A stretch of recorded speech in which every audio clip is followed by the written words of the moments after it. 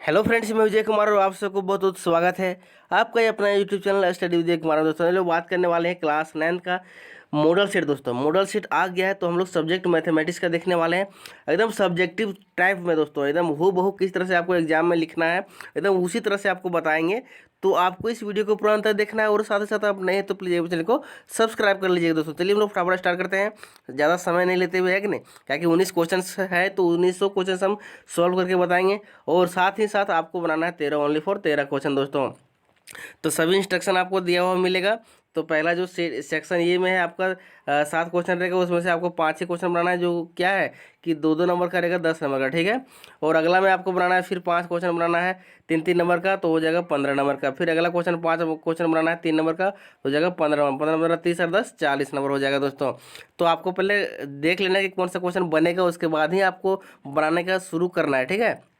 तो चलिए हम लोग स्टार्ट करते हैं। क्वेश्चन नंबर 1 बोल रहे हैं यहाँ पर, क्वेश्चन नंबर 1 बोलता है हम क्वेश्चन लिखे नहीं, डायरेक्ट हम सोल्यूशन करते हुए गए कि बहुत ज़्यादा समय लग सकता था। दोस्तों क्वेश्चन लिखेंगे फिर आंसर लिखेंगे तो दिक्कत है। हम क्वेश्चन लेकिन हम पढ़ते हुए जाएंगे, ठीक है।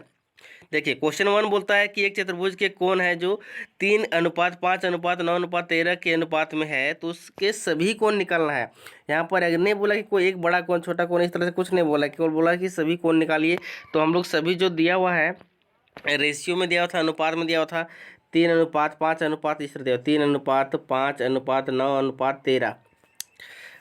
अच्छा वेट, यहाँ पर जो दिया हुआ है तीन,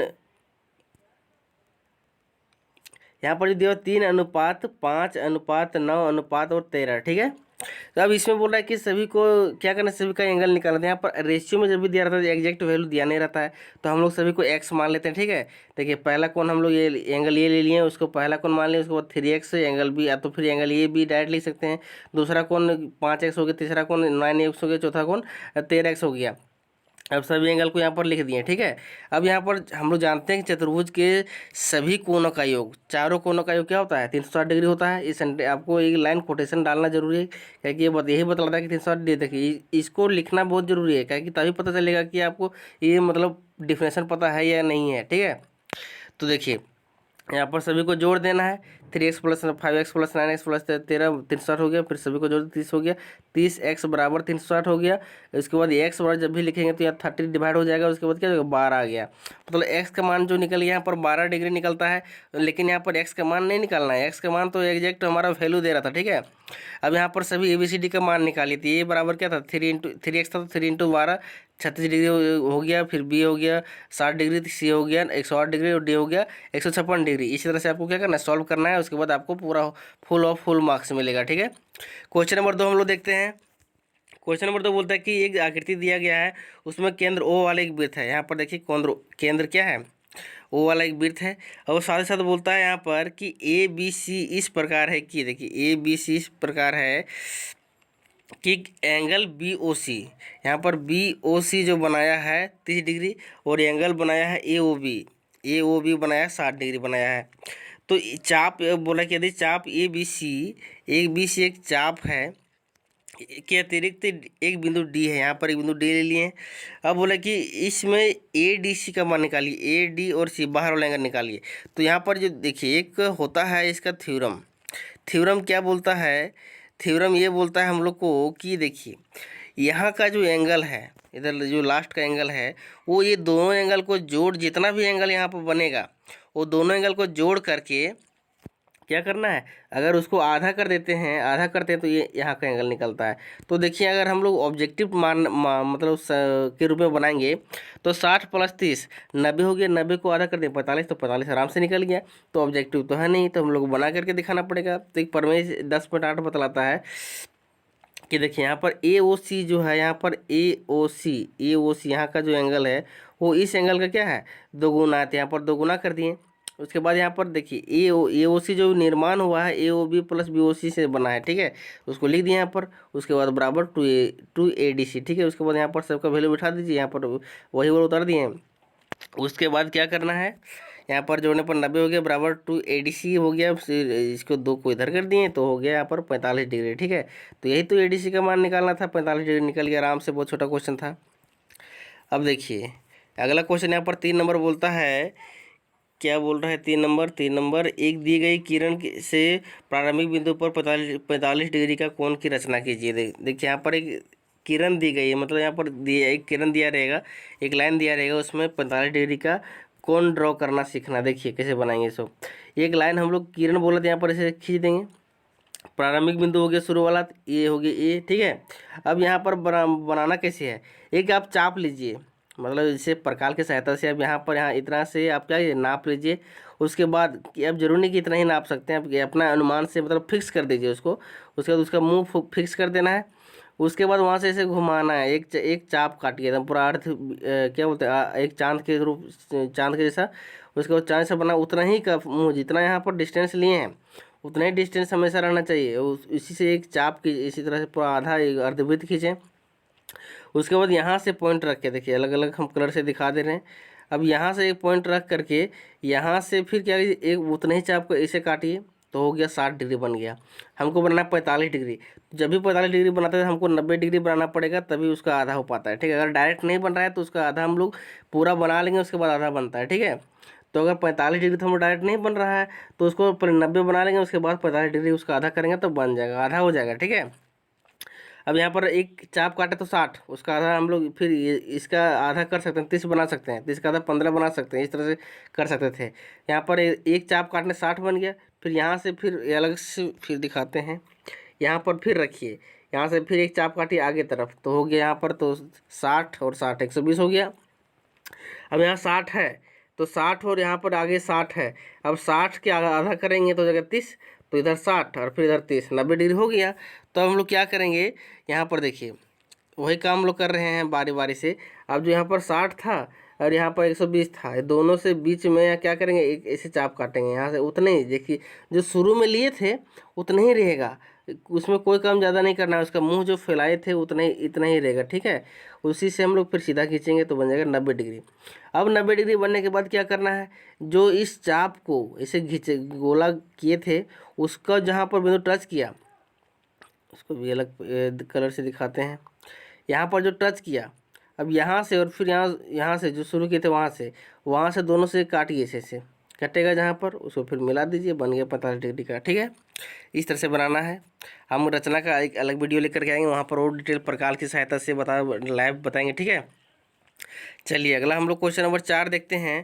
क्वेश्चन नंबर 4 बोलता है कि एक त्रिभुज का क्षेत्रफल ज्ञात कीजिए जो दो भुजाओं 8 सेंटीमीटर और 11 सेंटीमीटर है, जिसका परिमाप दिया हुआ है 32 सेंटीमीटर। परिमाप दिया हुआ है और ये भी दिया हुआ है, दो भुजाएं दिया हुआ है। तो हम लोग जानते हैं कि अगर भुजाएं 3 भुजा रहेगा तभी हम लोग उसको और निकाल सकते हैं परिमाप, ठीक है, हिरण सूत्र से। तो यहाँ पर 3 तो दिया नहीं, 2 भुजा दिया हुआ है, लेकिन साथ साथ परिमाप दिया, परिमाप की सहायता से हम लोग अलग एक दूसरा भुजा निकाल सकते हैं, ठीक है। तो हम लोग जानते हैं कि अगर त्रिभुज का परिमाप दिया हुआ 32, तो त्रिभुज का परिमाप क्या होता है, तीनों साइड को जोड़ देंगे तो परिमाप निकल जाएगा। तो ए बी सी प्लस सी कर दिए बराबर 32 हो गया। ए बी का मान दिया हुआ है उसको जोड़ दिए, उसके बाद 32 लिख दिए, उसके बाद ए बी का मान जोड़ करके 19 हो गया, प्लस में सी कर दिए बराबर 32। सी का मान जब निकालेंगे तो इसको 19 को इधर कर देंगे, तो क्या हो जाएगा, 19 को जब इधर करेंगे तो हो जाएगा हमारा माइनस में हो जाएगा, माइनस कर दिए, उसके बाद आ गया 13 सेंटीमीटर, 13 सेंटीमीटर आ गया। अब हम लोग क्या करेंगे आगे, देखिए अब हम लोग का सी का मान निकल गया। सी का मान जब निकलता है तो हम लोग जानते हैं कि सेमी पेरीमीटर चाहिए था, अर्ध परिमाप चाहिए था। तो अर्ध परिमाप निकालने के लिए हम लोग तीनों को जोड़ लेंगे, उसके बाद फिर यहाँ पर 2 से भाग दे देंगे। तो क्या जाएगा, तीनों का जोड़ हमारा 32 आया था, 2 भाग दें तो 16 सेंटीमीटर आ गया। आप त्रिभुज का क्षेत्रफल उठा दीजिए। त्रिभुज का क्षेत्रफल क्या होता है, S into root under S into S minus A into S minus B into S minus C होता है, ठीक है। अब इसमें सभी को पुट करने पर हम लोग का देखिए यहाँ पर थोड़ा सा रूट वगैरह आता है, तो यहाँ पर थोड़ा सा अच्छी तरह से आपको तोड़ना है। तो तोड़ करके जब तोड़िएगा तो आएगा 8 रूट अंडर 30 सेंटीमीटर स्क्वायर, ठीक है। स्क्वायर भी देना ना भूलिएगा क्योंकि क्षेत्रफल निकाल रहे हैं। तो ये इतने आंसर देखिए पूरा हुबहू बनाया हुआ, तो आप रोक के वीडियो पूछ करके आप देख सकते हैं, ठीक है। चलिए नेक्स्ट क्वेश्चन 5वां नंबर देखते हैं हम लोग। 5वां बोला कि एक टीम ने फुटबॉल के 10 मैचों में निम्नलिखित गोल किए। जो गोल किए हैं उसका यहाँ पर लिखा हुआ है, ठीक है। लिखा हुआ है 2 3 4 5 0 1 3 3 4 3, इतना सारा गोल किया हुआ है। इसका माध्य निकालना है। तो माध्य निकालने के लिए हम जानते हैं कि जितना सभी संख्या दिया रहेगा, परीक्षण दिया रहेगा, वो परीक्षण को लिख लेंगे जोड़ करके, और फिर उस परीक्षण की संख्या गिनेंगे कितना परीक्षण हुआ, और उससे भाग दे देंगे, ठीक है, तो आ जाएगा। हम लोग जानते हैं कि माध्य बराबर होता है प्रेक्षणों की योग बटा प्रेक्षणों की संख्या। तो प्रेक्षण जो हुआ था हमारा सभी को जोड़ दिए, तो क्या हो गया, यहाँ पर जोड़ने पर आता है 28। उसके बाद नीचे कितना संख्या है, तो 10 संख्या है, तो 10 से हम लोग भाग दे दिए तो 2.8 आ गया, तो 2.8 हमारा आंसर हो गया। अब अगला क्वेश्चन 6 नंबर बोलता है कि आंकड़ा दिया हुआ है 14, 25, 14, 28, 18, 17, 18, 14, 23, 22, 14, 18, इतना सारा हमारा वैल्यू दिया हुआ है, ठीक है। देखिए यहाँ उसका बहुलक निकालना है, तो बहुलक निकालने के लिए सबसे पहले हम लोग को एक काम जरूर कर लेना है कि सबको पहले असेंडिंग ऑर्डर में सजा लीजिए। असेंडिंग कहने का मतलब कि छोटा से बड़ा सजा लीजिए। अब छोटा से बड़ा सजाने पर आपको गलती होने का मतलब आपका चांस कम रहेगा, ठीक है। नहीं तो ऐसे ही बता सकते हैं बहुलक में कि जो ज़्यादा बार रिपीट हुआ होगा, ज़्यादा बार आया होगा, उसे हम लोग बहुलक कहेंगे। तो यहाँ पर देखिए ज़्यादा पहले इस तरह असेंडिंग ऑर्डर सजाने से पता चलता है कि कौन सा ज़्यादा बार रिपीट हुआ, ठीक है, क्योंकि इधर उधर रहेगा तो हो जाता है कि आपसे मिस्टेक हो सकता है गिनने में। तो देखिए यहाँ पर 14 जो है वह 4 बार रिपीट हुआ है, तो वही हो जाएगा हमारा बहुलक हो जाएगा, ठीक है। तो इस तरह से क्या करना, बनाना है। क्वेश्चन नंबर 7 जो है हमारा, एक सिक्के के 1000 बार उछालने पर निम्नलिखित जो बारंबारताएँ आती है उसका निकालना है प्रायिकता। इस प्रायिकता से बहुत क्या है कि अच्छी तरह से समझना है। प्रायिकता जो होता है दोस्तों, उसमें होता है अनुकूल परिणाम बटा कुल परिणाम होता है, अनुकूल परिणामों की संख्या बटा कुल परिणामों की संख्या। तो ये हमारा फॉर्मूला होता है प्रायिकता बराबर। तो यहाँ पर बोला कुल परिणाम जो मतलब टोटल जो कार्य हुआ वो, तो एक सिक्का है उसको 1000 बार उछाला गया है, तो उसका जो कार्य हुआ वो 1000 हुआ है कि नहीं। अब उसमें बोल रहा है कि चित, अब चित यहाँ पर ध्यान से देखिए, चित कितना आया, पट कितना आया है, तो दोनों को अगर हम लोग जोड़ते हैं तो जोड़ने पर क्या आएगा, जोड़ने पर 1000 ही आएगा, ठीक है, दोनों को। और हम लोग जानते हैं कि प्रायिकता का जो मान होता है वह 0 या 0 से अधिक होता है और 1 से कम होता है, ठीक है, इसके बीच में ही लाइज करता है प्रायिकता, ठीक है, ये ध्यान में रखना है। तो यहाँ पर देखिए प्रायिकता जो है चित्त और पट दोनों का पूछा है, तो चित्त पट दोनों का जब पूछा है तो प्रायिकता पहले चित्त का निकालेंगे, पी और चित्त लिखेंगे तो समझ लीजिए कि प्रायिकता ऑफ चित्त, ठीक है। उसके बाद है अनुकूल परिणामों की संख्या, मतलब जितना बार चित यहाँ लिखे हैं, चित कितना बार आया है सभी लिखना है। उसके बाद पट नीचे मतलब नीचे लिखना है टोटल परिणाम, तो टोटल परिणाम क्या हो जाएगा 1000 है। तो चित कितना बार आया है भाई, चित आया है 455 बार, 455 लिख दिया। उसके बाद नीचे 1000 बार आया है तो टोटल हो गया। उसके बाद क्या हो गया, इसको भाग देंगे तो 0.455 आएगा, मतलब ये जो है वैल्यू आया है पॉइंट में आया, मतलब ये सही है, 1 से कम है और 0 से अधिक है। अब यहाँ पर देखिए पी जो पट निकालना है, पट का भी निकालेंगे तो वही पट कितना बार आया है, तो 545 बार आया है और साथ ही 1000 बार आया है, ठीक है, 1000 टोटल था। तो वही काम कर, नीचे टोटल ही लिखना है, हमेशा टोटल ही लिखना है। उसके बाद जिसका पूछेगा उसको ऊपर में लिख देना है केवल, बस प्रायिकता बहुत ही सिंपल है, ठीक है। अब इस तरह से क्या हो जाएगा 0.545 आंसर हो जाएगा, इस तरह से लिख देना है। अब देखिए यहाँ पर क्वेश्चन नंबर 8, यहाँ से थोड़ा सा लॉन्ग क्वेश्चन आ गया है, क्योंकि यहाँ पर क्या है प्रूफ करके दिखाना है। तो थोड़ा सा देखिए आपको सोच समझ के पकड़ना है क्वेश्चन की, कौन सा क्वेश्चन हम ज़्यादा मेहनत करेंगे कि उसे हमारा पकड़ा जाएगा, ठीक है। देखिए क्वेश्चन नंबर 8 बोलता है सेक्शन बी, उसमें आपको 5 क्वेश्चन बनाना है, 3 मार्क्स का, 15 नंबर का, ठीक है। 8 नंबर बोलता है कि ABCD एक समचतुर्भुज है और PQRS क्रमशः भुजाओं AB, BC, CD तथा DA के मध्य बिंदु है। दर्शाइए कि चतुर्भुज PQRS एक आयत है। आयत बनाना है, अंदर में जो PQRS है वो बोला है कि एक आयत है, इसको बताना है, एक क्या है समचतुर्भुज है। तो हम लोग को बनाना है एकदम बढ़िया तरीके से, एकदम क्या है सब्जेक्टिव ना है, तो अच्छे तरह से बनाना है। देखिए सोल्यूशन दिया हुआ है, इसको पहले लिख लेना है। ABCD समचतुर्भुज है और क्या है PQRS क्रमशः भुजाओं ABCD, BC, CD और DA के मध्य बिंदु है। ये हमारा क्या था क्वेश्चन में ही था। तो सिद्ध क्या करना है कि अंदर में जो है PQRS वो हमारा क्या है एक आयत है, ये सिद्ध करना है, ठीक है। तो हम लोग पहले प्रमाण लेंगे। प्रमाण यहाँ पर देखिए इस तरह से बनाना है, पहले एक छोटा से ADC, एक छोटा त्रिभुज में लेते हैं। देखिए ADC का यहाँ पर ADC, ये त्रिभुज में लेते हैं, फिर नीचे वाला त्रिभुज में लेंगे, फिर देखेंगे क्या कॉमन है, बराबर है कि नहीं, फिर छोटा अंदर वाला फिर भाग से लेंगे, है कि नहीं, देखते हैं दोनों समांतर है या नहीं है। उसमें बहुत सारा थ्योरम अप्लाई हुआ, तो देखिए यहाँ पर हम पूरा बारीकी से बना दिए हैं, उससे आप आराम से ध्यान से देख करके बना सकते हैं, ठीक है, इसमें कोई दिक्कत नहीं होगा। आराम से देख लीजिए सब बारीकी से और आराम से वीडियो पॉज करके आप लिख सकते हैं, ठीक है। थोड़ा सा थ्योरम का भी प्रयोग हुआ है तो उसको थोड़ा ध्यान में रखते हुए काम करना है। चलिए ठीक है, अभी थोड़ा लाइन का प्रॉब्लम है इसलिए हम वीडियो तो डायरेक्ट हम बोर्ड पर बना नहीं पा रहे हैं। तो चलिए देखते हैं क्वेश्चन नंबर 9 देखते हैं। क्वेश्चन नंबर 9 बोल रहा है कि दर्शाइए कि त्रिभुज की एक माध्यिका उसे बराबर क्षेत्रफल वाले दो त्रिभुजों में विभाजित करती है। ठीक है, दो त्रिभुज में विभाजित करती है। तो एक त्रिभुज की जिसे माध्यिका देखिए, तो माध्यिका यानी कि यहाँ पर थोड़ा सा फिगर मेरा छोटा बन गया है, तो इस तरह से फिगर बनता है। ठीक है, इस तरह से बनता है और माध्यिका यहाँ पर ऐसे होता है, मतलब ए और ये दोनों बराबर होना चाहिए। ठीक है, अब बराबर होना चाहिए पर ये बोल रहे हैं यहाँ पर देखिए क्या है कि ABC एक त्रिभुज है जिसमें AD क्या है, माध्यिका है। तो AD जो यहाँ पर बीच में खींचे वो क्या होना चाहिए, माध्यिका होना चाहिए। तो ये थोड़ा सा बीच में और थोड़ा इधर आएगा, लेकिन ये और क्या बोलते हैं, ये जो लास्ट वाला जो कॉर्नर है वो और उधर जाएगा। ठीक है, इस तरह से होगा। तो इसको अच्छे तरह से बना लेना है।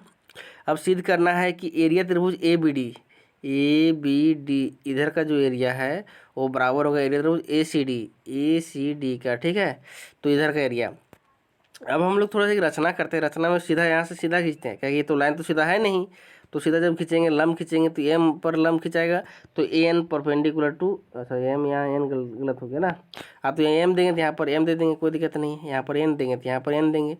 चलिए एन परपेंडिकुलर टू BC, यहाँ पर BC पर क्या है, परपेंडिकुलर हो गया। ठीक है, अब हम लोग नेक्स्ट देखते हैं। यहाँ पर जानते हैं कि प्रमाण के रूप में हम लोग कुछ प्रमाण देना पड़ेगा कि दोनों का एरिया बराबर है। सो तो प्रमाण में लिखेंगे कि एरिया त्रिभुज ए बी डी जो इधर का एरिया है उसका फॉर्मूला क्या होता है, हाफ इंटू आधार इंटू शीर्षलंब होता है।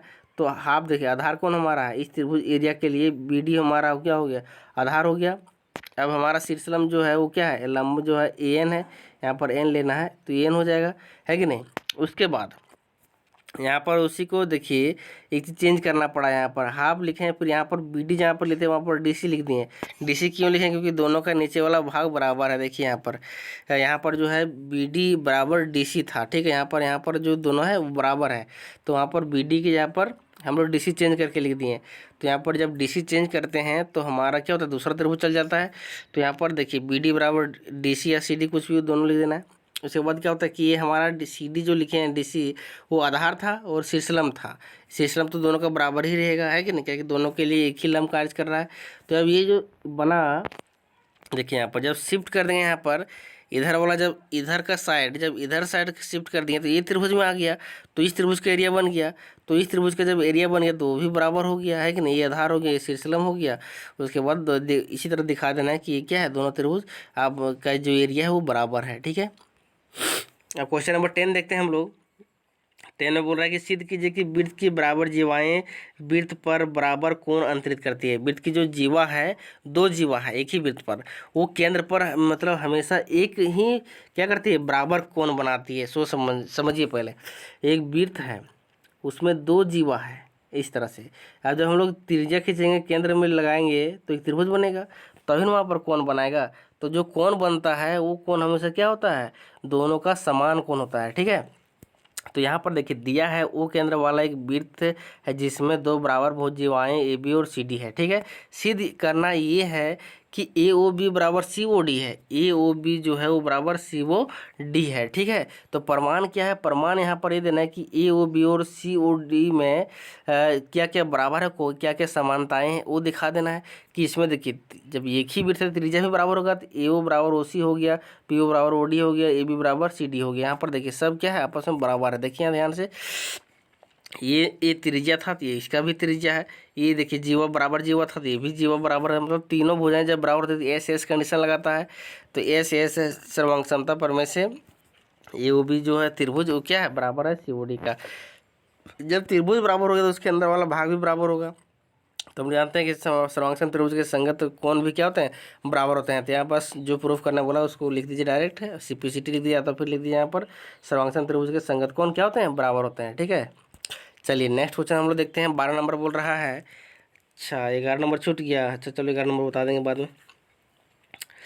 12 नंबर यहाँ पर बोला कि निम्नलिखित परीक्षणों को आराही क्रम में व्यवस्थित किया गया है। आदि आंकड़ों का माध्य 63 हो, देखिए माध्यक का जो बताए हैं उससे अब क्वेश्चन आ गया। यहाँ पर माध्यक जो है वह 63 है और x का मान ज्ञात कीजिए। जो निम्नलिखित क्या परीक्षण दिया हुआ है, 29 दिया हुआ है, 32 दिया हुआ है, 48 दिया हुआ है, 50, x दिया हुआ है, x+2 दिया हुआ है, 72 दिया हुआ है, 78, 84, 95, इतना सारा वैल्यू दिया हुआ है। ठीक है, अब उसका माध्यक भी दिया हुआ है, तो उसके माध्यक के सहारे क्या निकालना है, x का मान निकालना है। तो देखिए ध्यान से यहाँ पर कितना परीक्षण, देखिए माध्यक जिसे अब डिसाइड दो तरह से होता है।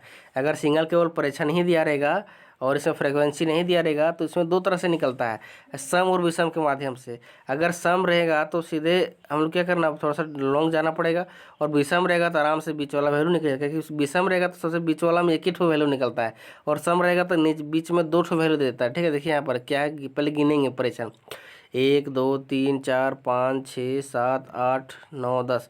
बहुत बच्चे क्या करेगा, x+2 को अलग अलग गिन लेगा, ये एक ही है, दोनों एक ही है। ठीक है, कोमा केवल गिनना है। तो यहाँ पर कितना हो गया, 10 हो गया। तो dn का जो वैल्यू 10 है तो क्या है, सम है ना, ये सम हो गया, इवन हो गया। जब सम हो गया तो हमारा क्या होगा, देखिए बीच में दो वैल्यू निकलेगा, 1 2 3 4 5, इधर से 5 में x आया, और 1 2 3 4 5, यहाँ भी 5 इधर हो गया, मतलब दोनों में कॉमन एक ठो नहीं है, दो अलग अलग आ गया। तो दोनों को क्या करें, जोड़ के 2 से फिर भागा देना होता है, तब हमारा क्या निकलता है, और माध्यक निकलता है। तो यहाँ पर तो x का मान निकालना है, माध्यक तो दिया हुआ है। तो देखिए किस तरह से फॉर्मूला होता है। सो फॉर्मूला जो होता है दोस्तों, माध्यक बराबर तिरछठ दिया हुआ है। माध्यक का जो फॉर्मूला होता है सम का, देखिए यहाँ सम का, विषम का तो n/2 करेंगे तो आराम से निकल जाएगा। ठीक है, सम में जो बोलता है कि n/2 पद प्लस में n/2 प्लस 1 पद और बटा में 2 होता है, दोनों को तभी बीच का वैल्यू निकलता है। ठीक है, तो बराबर 63 होता है। 63 तो क्या था, माध्यक दिया हुआ था, तो माध्यक बराबर ये फॉर्मूला होता है। अब क्या करना है, यहाँ पर सबका वैल्यू पुट करें। एन का वैल्यू कितना 10 था, 10/2 कर दिया, थोड़ा डिटेल बता रहे हैं। 10/2 करना है, यहाँ पर बहुत अच्छा क्या करता है कि +1 उसी में जो 11 कर देता है, उसी में जोड़ देता है, उसी में नहीं जोड़ना है, अलग से एक है। ठीक है, पहले इसको काम करें उसके बाद इसको काम करना है। यहाँ पर 10 का देखिए 5 हो जाएगा, 5 यहाँ पर देखिए 5 + 1 6, 6वां पद हो जाएगा बराबर 63। तो 5वां और 6ठा पद कौन है, यहाँ पर गिनना है साइड से, पहले शुरू से गिनना है। या फिर असेंडिंग, अगर असेंडिंग में नहीं रहेगा तो असेंडिंग में पहले सजा लेना है, ऐसा नहीं कि असेंडिंग डिसेंडिंग मिक्स है तो उसमें गड़बड़ हो जाएगा। पहले असेंडिंग ऑर्डर मतलब छोटा से बड़ा सजा लेना है, उसके बाद काम करना है। 1 2 3 4 5, 5 में x है, छठा में x+2, दोनों को क्या है, मिल गया दोनों पद। यहाँ पर पद डायरेक्ट मिलता है, अगर सम रहेगा तो पद मिलेगा, और विषम रहेगा तो सीधे आंसर देगा। ठीक है, यहाँ पर पद मिल के दोनों पद को जोड़ देंगे। यहाँ पर x + x+2 हो गया, 63 हो गया। तो अब इसको उधर कर देंगे, क्या हो जाएगा, 2x + 2 बराबर 63 × 2। अब इसको क्या करना है, यहाँ पर 63 दूना 126 हो जाएगा, और 2 था इधर कर दिए। अब इधर जब करेंगे तो क्या हो जाएगा, -2 जगह, -2 करने पर क्या हो जाएगा, अब x बराबर 124 आ गया। तो वही हमारा आंसर हो गया। x का मान निकालना है हमको, पदों की संख्या फिर से डिटेल नहीं निकालना है। अगर डिटेल बोलता तो यहाँ पर पूरा बैठाते, फिर यहाँ पर एक्स बैठाते हैं, यहाँ पर फिर x+2 26 बोलते हैं, इस तरह से लिखना पड़ता है। ठीक है, तो इस तरह से बनाना था। 13 नंबर को बोलता है, 13 नंबर किससे है, तो 13 नंबर में है प्रायिकता से। ठीक है, पूरा कि 13 क्वेश्चन बोलता है कि बीजों के 5 थैलों में से प्रत्येक थैले में 50 बीज अदृश्य चुनकर क्या है, उन्होंने ऐसी मानकीकृत व्यवस्थाओं में रखा गया जो अंकुरित के अनुकूल है। 20 दिन बाद प्रत्येक संग्रह में अंकुरित हुए बीजों की संख्या गिनकर नीचे दर्शाए अनुसार एक सारणी में लिखी गई है। ठीक है, इस तरह से एक बड़ा बनाया हुआ है, मतलब बॉक्स, उस बॉक्स में लिखा हुआ थैला लिखा हुआ है, ऊपर में 5 थैला है, और अंकुरित बीजों की संख्या भरा हुआ है उस थैला में। ठीक है, अब बोला कि सभी को बारी बारी से 3 क्वेश्चन, तीनों क्वेश्चन का निकालना है मान, प्रायिकता निकालना है।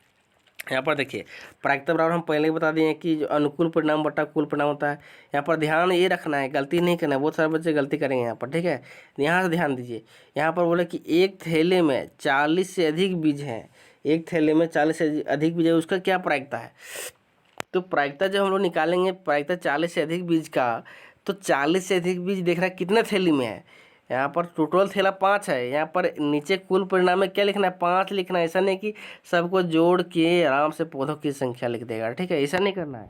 कुल थैला का बात हो रहा है, तो थैला का जब कोई निकलेगा, पौधे के बीज की नहीं निकल रहा है, यहाँ थैले की बात हो रहा है। तो थैला 5 है, तो ये होंगे हमारा हो गया कुल परिणाम। तो कुल परिणाम नीचे 5 ही लिखना है। अब यहाँ पर देखिए ध्यान से, यहाँ पर बोल रहा है कि 40 से अधिक, तो 40 से अधिक तो यहाँ नहीं है, ये है, ये है, ये नहीं है, ये है, 1 2 3, 3 हो गया 40 से अधिक। तो हमारा क्या हो गया, अनुकूल परिणाम में 3 हो गया, कुल परिणाम में 5 हो गया। बस यही काम करना था। दूसरा क्वेश्चन यहाँ पर देखिए, बोला कि एक थैला में 49 बीज है। अब यहाँ पर 49 बीज वाला देखना, थैला कौन वाला है, ये भी नहीं, ये भी नहीं, ये भी नहीं, ये भी नहीं, मतलब एक ठो थैला नहीं, ऐसा नहीं है जिसमें 49 बीज भरा हुआ है। जब थैला ही नहीं है तो हम लोग बोलेंगे 0 है, एक भी नहीं है, तो 0/5 हो गया। अब 35 से अधिक बोल रहा है, तो 35 से अधिक देखिए तो कितना है, 35 से अधिक देखेंगे तो सभी में है, यहाँ पर भी, यहाँ पर भी, यहाँ पर भी, सभी में 35 से अधिक है। जब 35 से अधिक सभी 5/5 हो गया, 5 ऊपर में अनुकूल हो गया, नीचे तो 5 रहेगा ही रहेगा। कुल परिणाम तो एक हो गया। देखिए जब पूरा एग्जैक्ट घटना पूरा घट जाता है तो हमारा होता है एग्जैक्ट एक होता है, एक से अधिक हो ही नहीं सकता वैल्यू, ठीक है। तो इसको भी थोड़ा ध्यान में रखना है। अब देखते हैं अगला क्वेश्चन 14 नंबर बोलता है कि क्या बोलता है भाई,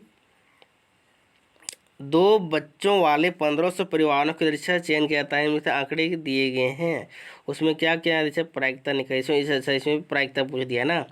तो दो बच्चों वाले 1500 परिवारों को दृश्य चयन किया जाता है। अब दो बच्चों वाले बोला गया है कि 1500 है जो अदृश्य मतलब अचानक मतलब बिना अदृश्य का मतलब होता है कि आप देख नहीं रहे हैं, बिना देखे सुने आप काम कर रहे हैं, ठीक है। तो हो गया अदृश्य, ठीक है, बिना देखे। तो चयन क्या आता है, तो इस तरह से इसका बनाया हुआ बॉक्स लड़कियों की संख्या ऊपर में है और लड़कों परिवारों की संख्या इतना है कि दो बच्चों वाले लड़कियों वाले इतना 475 है, एक लड़की वाला 814, एक को लड़की नहीं है उसका 211 घर है। तो टोटल कितना है, 1500 टोटल था। अब क्वेश्चन यहाँ पूछ रहा है कि दो लड़कियों वाले परिवारों की संख्या का निकालना है प्रायिकता। तो दो लड़कियों वाले परिवारों की संख्या देखिए यहाँ पर दो लड़कियाँ वाले है, कितना परिवार है, 475 है। परिवारों की पूछ रहा है तो परिवार वाला में फोकस करना है, ना कि लड़की वाला फोकस करना है। ऐसा नहीं कि दो दो लिख देना है, ऐसा नहीं करना है। जब जिसका पूछेगा उसका, अगर दो लड़कियों वाले तो यहाँ दो लड़कियों वाले ये है, परिवारों की प्रायिकता की निकालना है तो परिवार की प्रायिकता निकालना कितना परिवार है, तो परिवार 475 है, 475 लिख दिए। तो प्रायिकता निकालेंगे दो परिवारों वाले की, दो लड़कियों वाले की, तो जो निकलेगा हमारा 475 जो मतलब अनुकूल है। टोटल तो नीचे 1500 है, वो तो टोटल नीचे ही रहेगा, लेकिन उसमें से कितना है 475 आया है हमारा, क्या है वो दो लड़कियों वाले। तो 475 बटा अपन 1500 उसको काट कूट करेंगे तो 1900 बटा 60 आ जाएगा, ठीक है। चलिए नेक्स्ट क्वेश्चन हम देखते हैं, कोई लड़की ना हो, एको लड़कियां नहीं है वैसा क्वेश्चन पूछ रहा है। अब एको लड़की ना हो उसका क्वेश्चन अगर पूछ दे रहा है तो देखिए, अच्छा एक क्वेश्चन और था, एक लड़की हो उसकी क्या प्रायिकता है। एक लड़की तो एक है यहाँ पर, तो 814 बटा में 1500, इस तरह से काटेगा काट दीजिए, इतना आंसर आएगा लाना दीजिए, है कि नहीं। चलिए नेक्स्ट क्वेश्चन देखिए, यहाँ पर एक ही लड़की ना हो, कोई लड़की ना हो, तो कोई लड़की ना हो उसका कितना है, 211 है। यहाँ पर देखिए सबसे लास्ट में जीरो लड़की लिखा हुआ है, इसका मतलब जीरो लड़की का मतलब कोई लड़की होगा इसमें, एक कोई लड़की नहीं होगा, सब लड़के होंगे। तो होंगे 211, 211 बटा 1500 अगर नहीं कट रहा है तो यहाँ पर आंसर मार दीजिए, कोई दिक्कत नहीं, ठीक है। नीचे बड़ा रहेगा तो अपने आप जीरो से कम ही मतलब एक से कम ही वैल्यू देगा। अब यहाँ पर 15 नंबर क्वेश्चन यहाँ पर देखिए सिद्ध करने वाला फिर आ गया है। बोला कि समांतर चतुर्भुज ABCD के विकर्ण BD पर दो बिंदुओं P और Q इस प्रकार स्थित है कि DP बराबर BQ है। देखिए आकृति जिस तरह से दिया हुआ है, आकृति बनाया गया है, ठीक है। उसमें 5 ठो क्वेश्चन बनाया हुआ है दोस्तों। अब 5 क्वेश्चन हमको क्या करना है, बना करके मतलब प्रूव करके दिखाना है आपको, ठीक है। तो क्वेश्चंस देखिए, आपको कंसेप्ट पता केवल रहना है। 5 क्वेश्चन, ऐसा नहीं कि पाँचों क्वेश्चन आपको लॉन्ग लॉन्ग जाएगा। 5 क्वेश्चन में आप कुछ ही एक दो क्वेश्चन आपको बनाना होता है, बाकी क्वेश्चन तो उसी में आपका आंसर दिया हुआ रहता है, ठीक है। तो आपको देखिए किस तरह से बनाना पड़ेगा। देखिए आपका फिगर इस तरह से दिया हुआ है किताब में। यहाँ पर बोला कि ABCD समांतर चतुर्भुज ABCD क्या है, समांतर चतुर्भुज है। उसमें बोल रहा है आपका और DP बराबर BQ है। DP बराबर क्या है, BQ, DP क्या है, DP, अच्छा DP बराबर BQ। यहाँ पर दोनों क्या है, बराबर लाइन खींचा हुआ है, ठीक है। अब देखिए यहाँ पर सिद्ध करना क्या क्या है, APD ये जो है त्रिभुज, उधर CQB A बराबर है, ठीक है। दूसरा क्वेश्चन यहाँ पर बोलते हैं AP बराबर CQ, यहाँ पर बराबर करना है। तीसरा में है A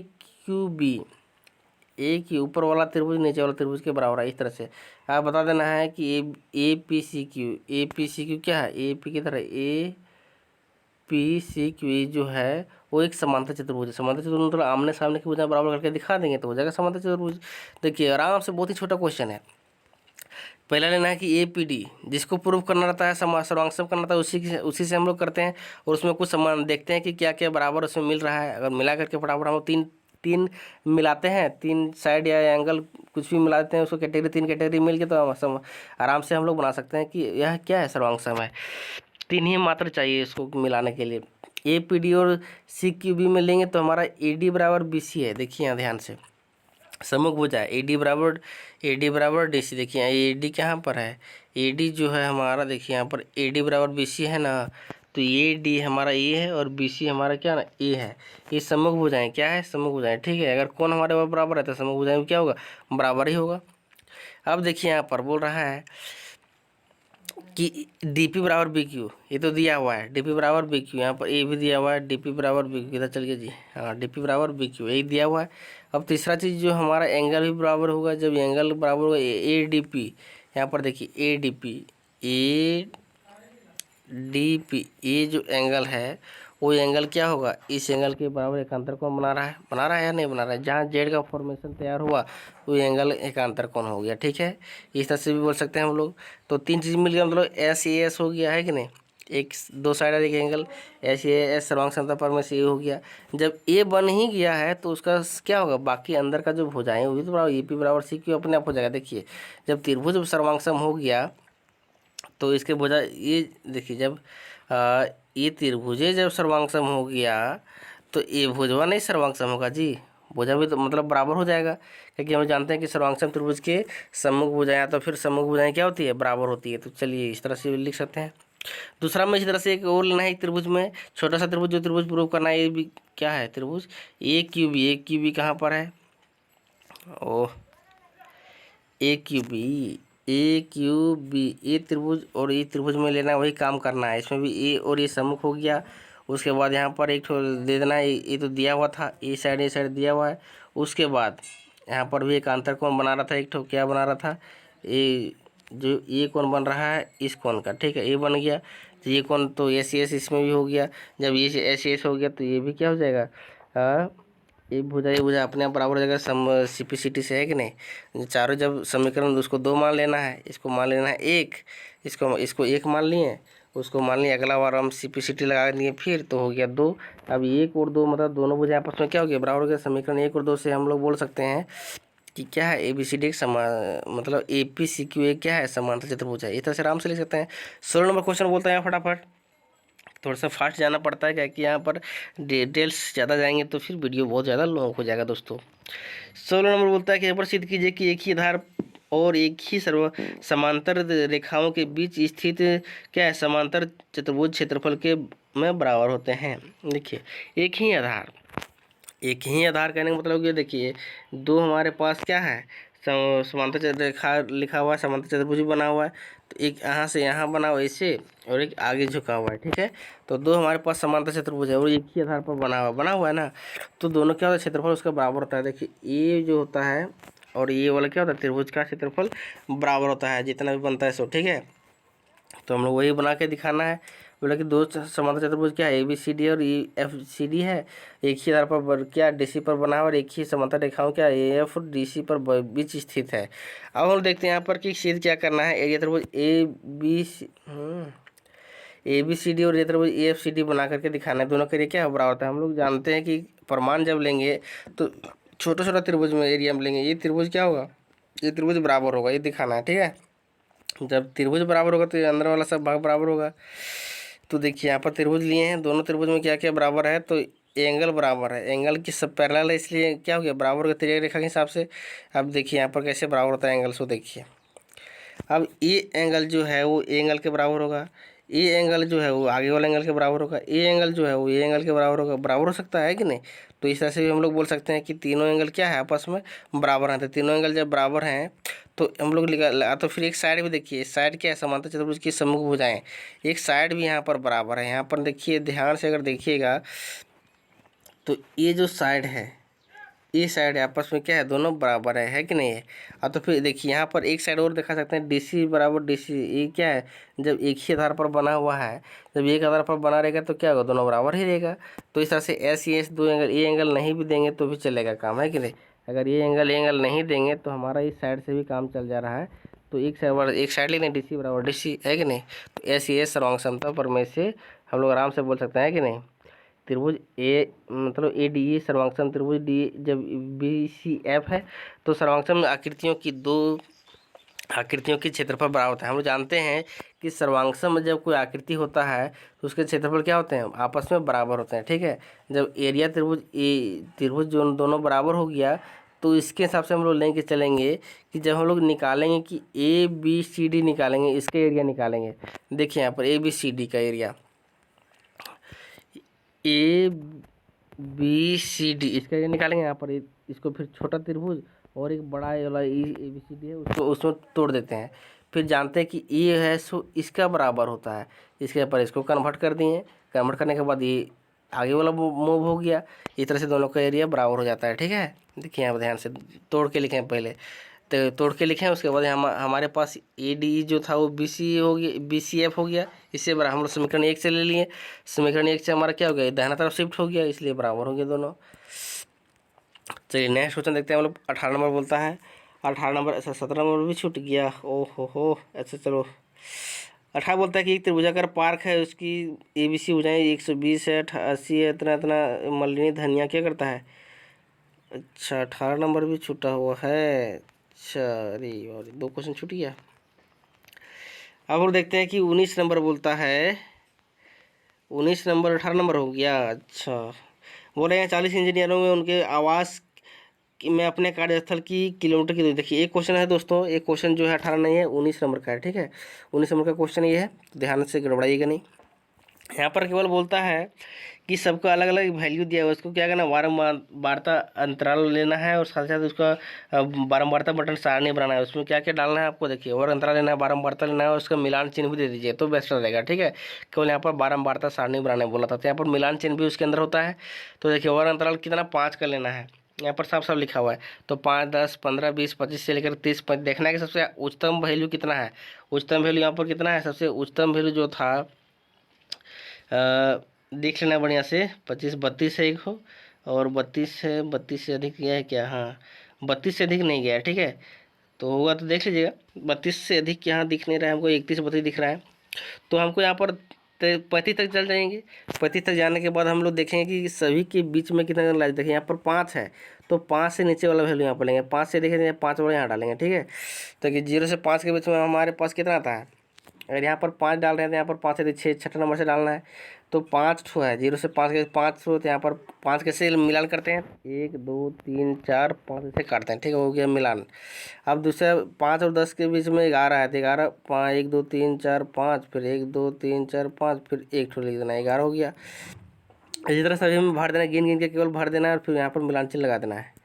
40 टोटल कुल कितना 40 था, 40 लिख दी नीचे, और इतना ही करना था, इसमें कुछ और सॉल्व करना नहीं था। 19 नंबर देखिए, 19 नंबर बहुत ही थोड़ा सा तगड़ा क्वेश्चन है, इसे बनाना है थोड़ा सा इंच प्रकार की सहायता से। ठीक है, इसमें क्या बोलता है, अरे उल्टा पुल्टा क्वेश्चन हो गया है। अच्छा तो एक क्वेश्चन जो था हमारा कितना था, वो जो लास्ट वाला 19 नंबर में जो बनाए हैं वो क्वेश्चन छोटा हुआ क्वेश्चन बनाए हैं, तो कितना नंबर क्वेश्चन बनाए नहीं लेकिन बताएंगे ऐसे ही। चलिए किधर कौन से क्वेश्चन छोड़े हुए थे, क्वेश्चन अच्छा